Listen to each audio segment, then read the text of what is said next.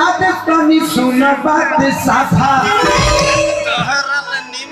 कि कह देबे बबुआ से कही नहीं बाबा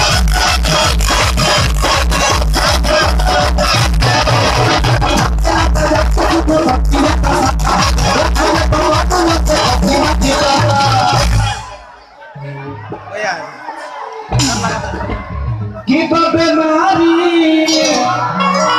एक सहारी में हो तो के प्राण प्यारी में हो कि लहकाता जवानी के अधीन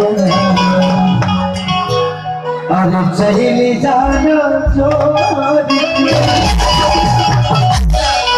कि लहकाता